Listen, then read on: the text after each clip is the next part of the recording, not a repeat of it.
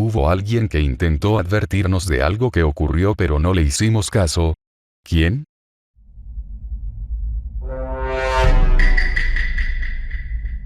Deberías hacértelo mirar, yo a mi madre. Era cáncer de piel. 1 año y medio fue todo lo que tardó. Por aquel entonces tenía 18 años y estaba a mitad de mi último año de instituto. Estoy convencido al 100% de que ese jodido lunar fue la primera ficha del dominó que arruinó mi vida. El 29 de enero hará 11 años que la perdí. No pasa un día sin que piense en ella. Estaba en el hospital para llevarla a cuidados paliativos. Literalmente al final del pasillo a menos de 50 metros de ella. Estuve en su habitación unos 5 minutos antes de...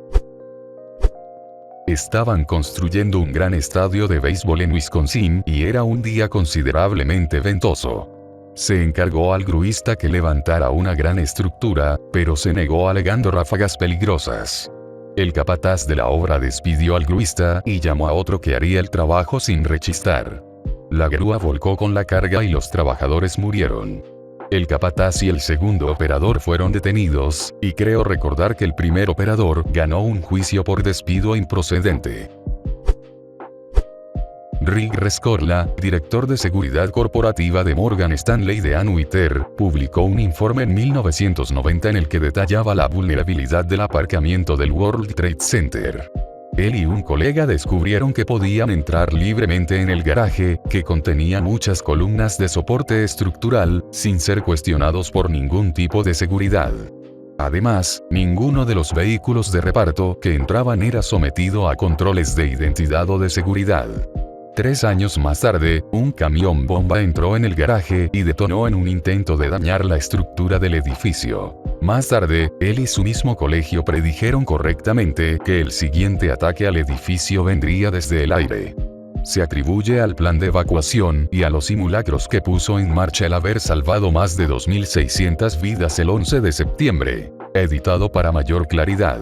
Algunos dicen pero si él evacuó a la gente, ¿no significa que nosotros escuchamos? Rick trabajaba para una empresa del edificio, no para la autoridad portuaria que gestionaba el plan general de seguridad del edificio. Después de que el primer avión se estrellara, los anuncios de la autoridad portuaria dijeron a todo el mundo que se refugiara en el lugar, y no que evacuara. Él había desarrollado su propio plan de evacuación para sus empleados y lo había puesto en marcha antes de que se diera la orden oficial de evacuar el edificio. El vuelo 981 de Turkish Airlines nunca habría ocurrido sin que Donnell Douglas y Convair hubieran hecho caso a la advertencia de Dan Applegate sobre las puertas de carga que se abrían durante el vuelo. Applegate redactó un memorando después del vuelo 96 de American Airlines, que no resultó mortal, en el que advertía de que las puertas tenían defectos de diseño que hacían que aparecieran como correctamente cerradas aunque no lo estuvieran. Si no se hacía nada, se produciría un fallo catastrófico que probablemente provocaría la pérdida del avión. Sin embargo, las reparaciones serían caras y nadie se ponía de acuerdo sobre quién asumiría el coste, por lo que se pospusieron las mejoras adecuadas. En lugar de ello, intentaron aplicar soluciones más baratas que al final resultarían ineficaces. H.G. Wells dijo que quería que su epitafio fuera "Os lo dije. Malditos tontos".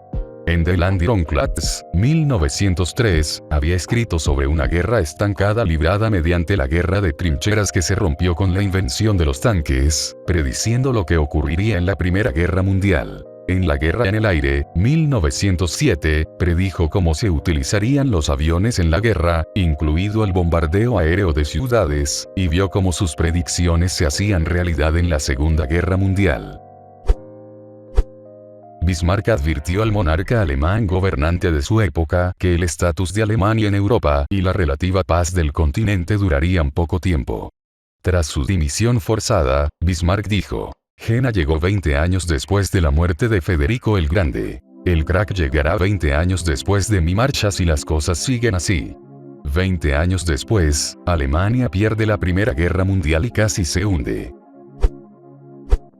Li Wenliang, un médico chino que trató de advertir a la gente a través de sus redes sociales privadas sobre COVID-19 en diciembre 30, 2019.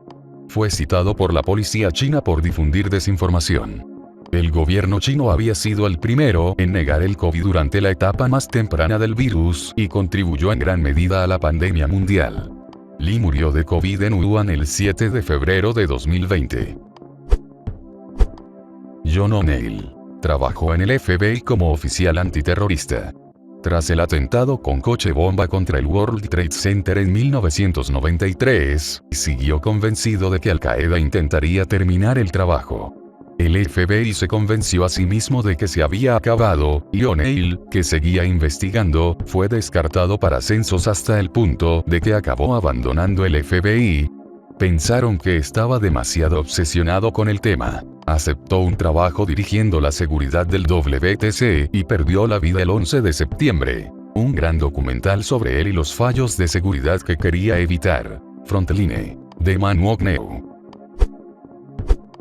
En 2005, le preguntaron a Courtney Love qué consejo daría a las jóvenes actrices en ciernes. Ella respondió: si Harvey Weinstein te invita a una fiesta privada en su habitación del Hotel Four Seasons, no vayas. Y por alguna razón, no se la vio en muchas películas después de eso. Tengo el presentimiento de una América en tiempos de mis hijos o nietos, cuando Estados Unidos sea una economía de servicios y de la información, cuando casi todas las industrias manufactureras se hayan trasladado a otros países, cuando los asombrosos poderes tecnológicos estén en manos de unos pocos, y nadie que represente el interés público pueda siquiera entender los problemas. Cuando la gente ha perdido la capacidad de establecer sus propias agendas o de cuestionar con conocimiento de causa a quienes ejercen la autoridad. Cuando, aferrados a nuestros cristales y consultando nerviosamente nuestros horóscopos, nuestras facultades críticas en declive, incapaces de distinguir entre lo que nos hace sentir bien y lo que es verdad, nos deslizamos, casi sin darnos cuenta, de nuevo hacia la superstición y la oscuridad. El embrutecimiento de Estados Unidos es más evidente en la lenta decadencia de contenidos sustanciales en los medios de comunicación enormemente influyentes, los 30 segundos de fragmentos sonoros, que ahora se reducen a 10 segundos o menos, la programación del mínimo común denominador, las presentaciones crédulas sobre pseudociencia y superstición, pero sobre todo una especie de celebración de la ignorancia. Carl Sagan.